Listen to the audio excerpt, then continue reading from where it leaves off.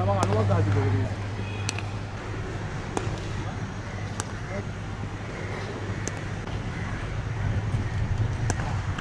যেন অন্য এক মেহেদী মিরাজ, কখনো মারছেন গ্যালারিতে, কখনো বা ডাউনডা উইকেটে মারছেন বিশাল বড় ছক্কা। মিরাজের এমন ব্যাটিং তো খুব একটা দেখা যায় না।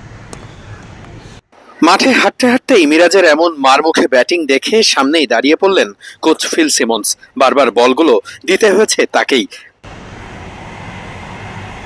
ক্রিকেটে দলের প্রয়োজনেই অনেক সময় নিজের ব্যাটিংটাকে বদলে ফেলতে হয়। মেহেদী হাসান মিরাজও নিশ্চয়ই সেই প্রয়োজনীয়তাই উপলব্ধি করেছেন অনেকটা। তাই তো অনুশীলনে যেন প্রায় অন্য এক মোডেই দেখা গেছে মেহেদী হাসান মিরাজকে।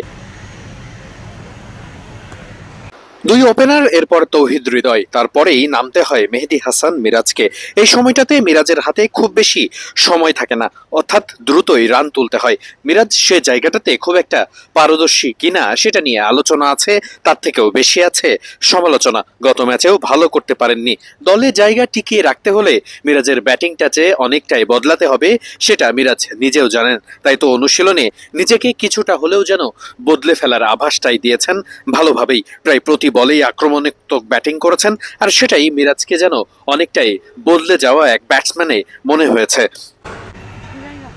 মিরাজ যখন এভাবেই ব্যাটিং করছিলেন নেটে, তখন পেছনেই সে ব্যাটিংটা উপভোগ করছিলেন রিশাদ হোসেন, জাকির আলী অনিক, নাইম শেখরা। দুর্দান্তভাবেই মিরাজ তখন নেটে ব্যাটিং করছেন। প্রায় প্রতি বলেই আক্রমণাত্মক ব্যাটিং করে যাচ্ছিলেন মেহেদী হাসান মিরাজ। টি-20 সিরিজের দুই ম্যাচেই মেহেদী হাসান মিরাজ ব্যাটিং নেমেছেন, কিন্তু নিজের নামের প্রতি একেবারেই সুবিচার করতে পারেননি। প্রথম ম্যাচে মিরাজের ব্যাটিং দলের রান বিবেচনায় তেমন একটা খারাপ না হলেও দ্বিতীয় ম্যাচে মিরাজ খুব দ্রুতই প্যাভিলিয়নে ফিরতে বাধ্য হন।